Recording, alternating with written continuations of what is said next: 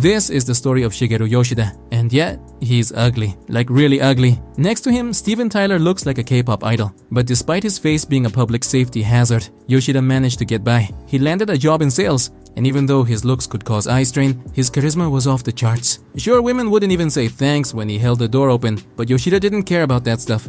Until that day, he was coming back from shopping when, on the subway, a girl suddenly screamed that he groped her. Yoshida, holding 2 heavy bags of instant noodles and discount shampoo, was like, "Lady, seriously? I've got both hands full. What am I gonna grope you with, my mind?" But fate wasn't on his side. As he tried to back away, he tripped and all his groceries spilled out, revealing a glorious mess of junk food, adult diapers, they were on sale, and a suspicious amount of canned mackerel. So now he wasn't just ugly, he was ugly and gross. People didn't even question it, they just believed the girl. The cops fined him 300 million yen. Yeah, that's like sell your soul and your kidneys money, but instead of fighting it, Yoshida pled guilty. He figured it was better to pay up and move on than to spend years proving he wasn't a creep, only to still be known as that nasty dude from the train. What he didn't expect was that no one wanted to be around him anymore. He got fired, ghosted, cancelled harder than a Netflix anime after 1 season. Years later, the girl was arrested. Turns out she had a hobby, falsely accusing ugly guys. But since she was a minor, she got a slap on the wrist and walked free. Yoshida's name? Still Mud. That broke him. He didn't feel like he belonged in this world anymore. And what do you do when you feel like the world hates you? That's right. You become a League of Legends player. He locked himself in his room, lived off his savings and the allowance his parents still gave him, blessed them, and spent his days doom-scrolling Reddit, reading conspiracy theories and I got Isekai'D creepypasta. One day he found a weird post. It claimed there was a way to travel to another world, but it warned, don't mess up your stat allocation at the start or you'll regret it. Yoshida thought it was just fanfic nonsense. Still, the idea of a new world, a new life, it was tempting, so he tried it. The post said, leave your computer open behind you, stand at your window with your hands in the air, do it at exactly midnight.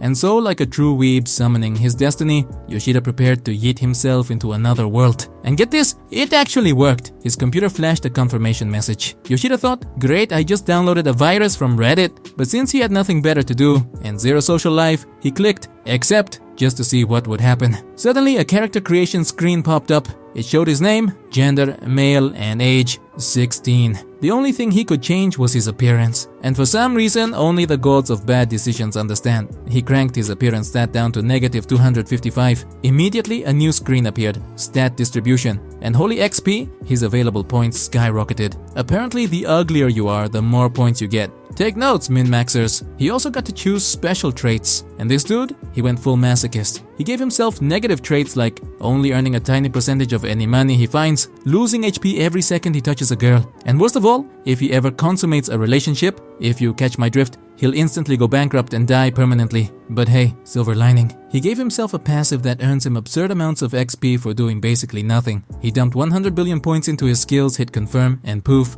vanished from the world. He woke up in a weird cabin. And now, he wasn't just ugly, he was ugly and fat. That's what negative 255 appearance looks like, folks. In the room were 3 others. A pretty boy, 2 waifus, and of course the waifus were in their underwear, because anime logic. It was cold, so the pretty boy gave his shirt to one of the girls. Yoshida tried to do the same, offering his shirt to the other waifu. She looked at him and said, nah, I'll take the cold. The pretty boy introduced himself as Seiji, age 16. The blonde waifu also said she was 16 but didn't give her name. The other girl was named Seika. Apparently everyone defaults to 16 in this world. Thanks, Isekai algorithm. Yoshida introduced himself too, claiming to be 16. But with his size and receding hairline, he looked more like someone's divorced uncle who sells NFTs. They all admitted they'd done the same computer ritual to get here. No one freaked out, no questions, just, oh cool, new world, let's vibe. Yoshida wasn't here to make friends. He planned to solo this life like he did the last one. So he started rummaging through drawers and found a gold coin. But the second he touched it, poof, it vanished. Thanks to his dumb trait that nerfs his income,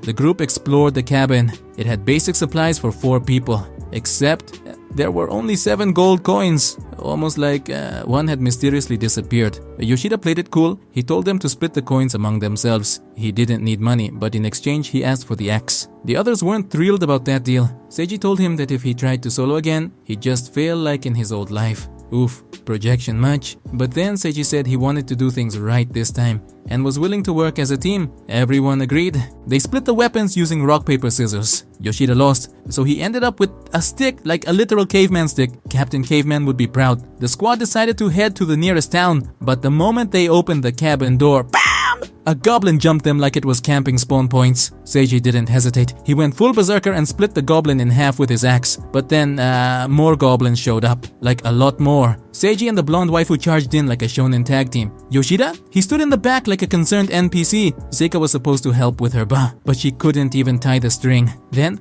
whack! A goblin smacked Yoshida right on the butt with a stick. Yoshida figured, time to show off my broken stats. He swung his caveman stick at the goblin's head. Nothing. The goblin didn't even flinch. Then it hit him.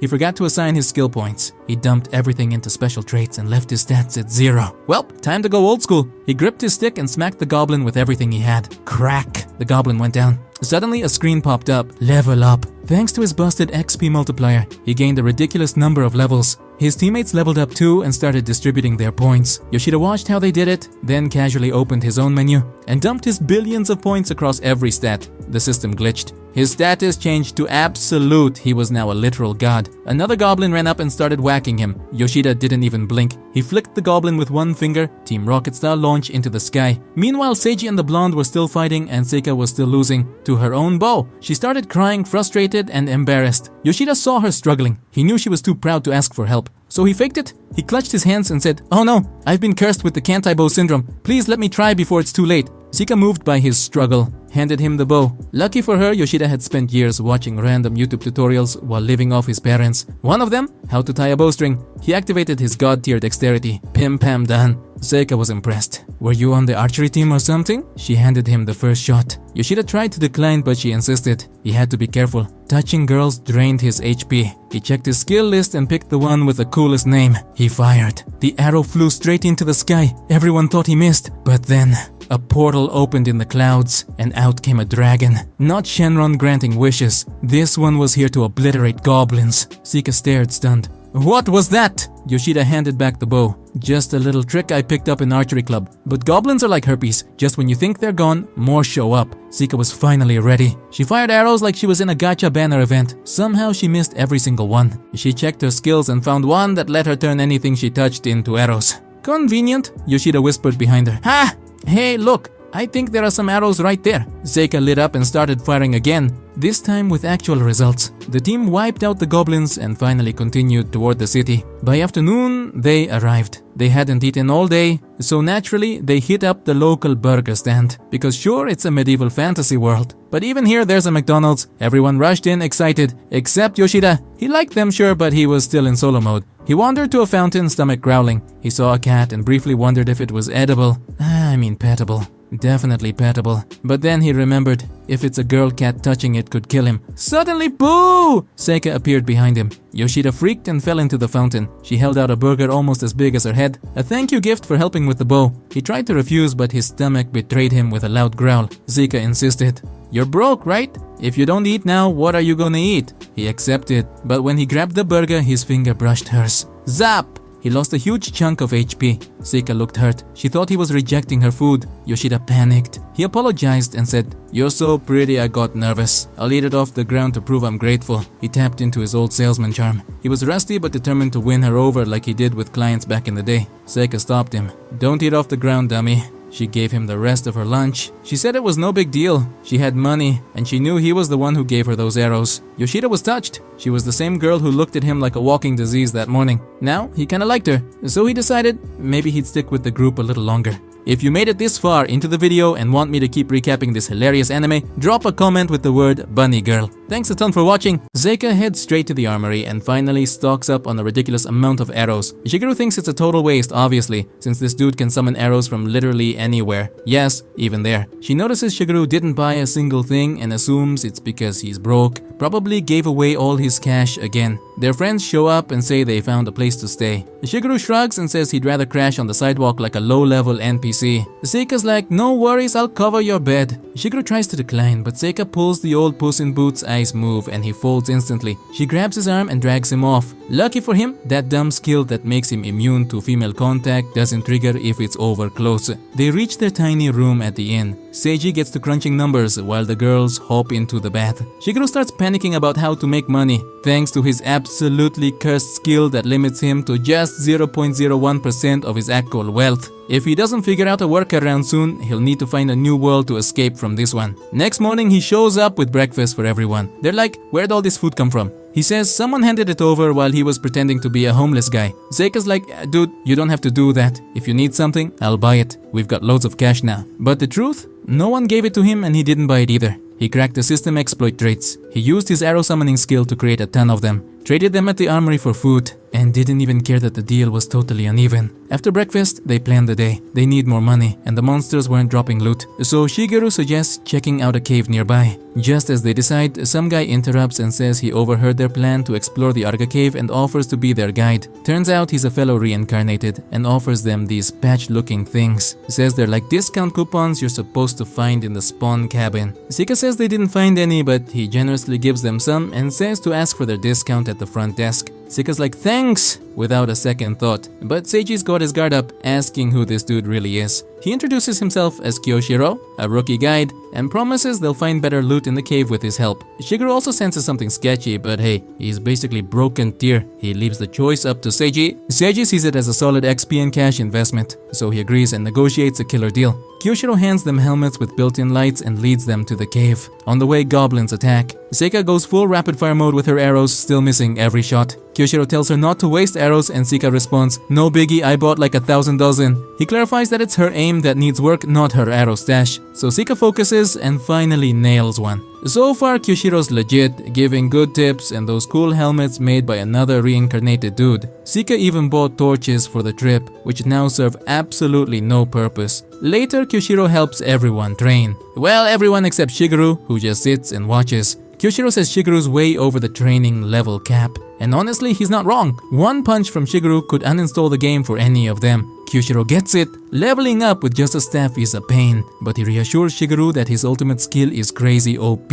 Or so the rumors say, not that Shigeru needs reminding. That morning, while crafting arrows, he ran into an ogre and decided to test his ultimate just to see what it could do. A warning popped up. The attack has a blast radius of 200 kilometers. If he triggered it, he'd wipe out about 1.5 million people. Yep, if he used it back in Japan, it would basically flatten the map. Kyoshiro warns him to keep fighting and gaining experience or he'll end up retired like him. He opens up, says that when he first arrived, he joined a squad of mercenaries but couldn't keep up. Now he's just a guide while his old team leader became a king. Dude's level 80 and his stats? Triple digits. Intense. They finally reach the cave. Seika's visibly freaked out, totally baby mode. Seiji picks up on it and casually asks her age, pretending it's for strategic planning. To build trust, he shares that he's 30 IRL. Seika hesitates, then admits it. She's not 16, she's 17. After some bat swatting and a long hike, they arrive at the boss door. Seika's hyped, but Kyoshiro quickly brings her back to reality. You're level 3. The boss could use you as ointment for his varicose veins.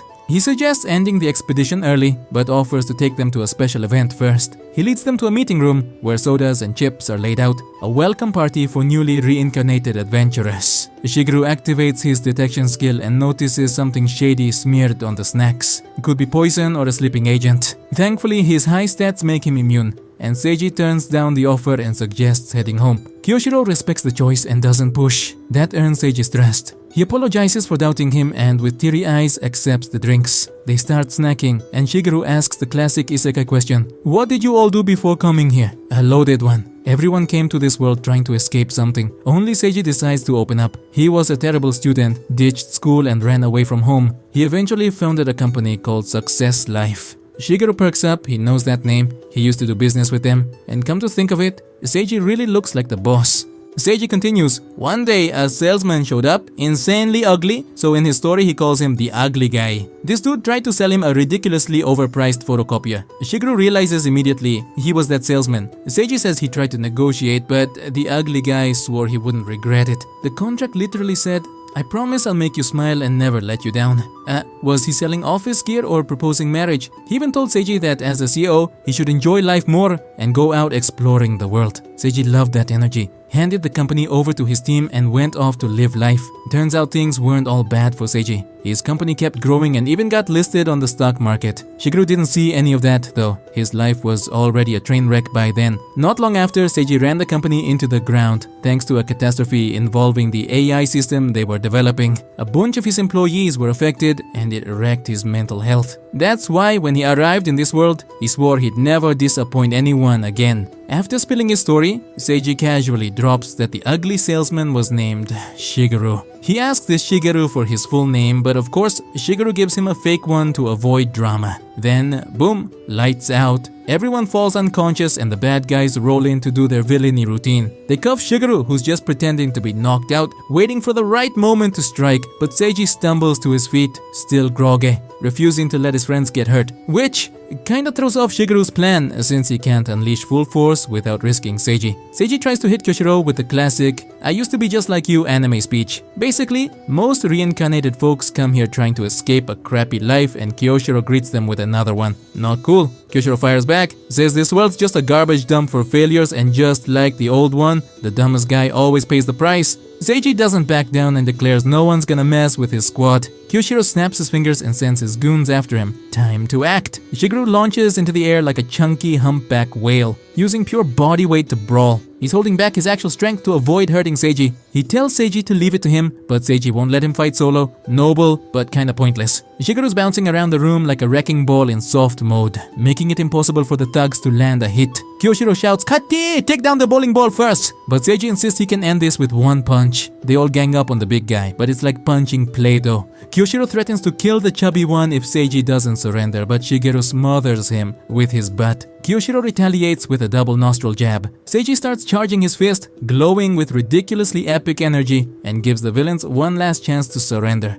Turns out Seiji selected a special trait. "I'll never betray my teammates, or I die." Yeah, that plus some bonus stats unlock this insane power. It triggers when his rage hits critical levels, and when it maxes out, boom, he turns red. Before that happens, he warns them to back off. Kyoshiro shrugs it off and says they just need to dodge the right hook. He tries to strike, but Shigeru jumps in as his shield while the fist charges, and then things get weird. I thought Seiji would deliver one giant anime punch, but nope. He releases all his power at once, his clothes tear off, he gets super ripped, his hair spikes up, wings burst out of his back. I have officially seen everything this world has to offer, and to top it all off, he changes his name to Aldin. And that's a wrap on this chaotic anime recap, full of missed arrows, atomic slaps, and transformations so wild they broke the lore. If you made it this far, you officially have Dungeon Boss level endurance. Drop a secret word in the comments to prove it, something like Aldinated, Shigerubot, or just Lethal Photocopier. Whatever moment hit you hardest, hit that like button, subscribe if you want more narrated madness, and remember, in the wise words of Seiji, never betray your squad,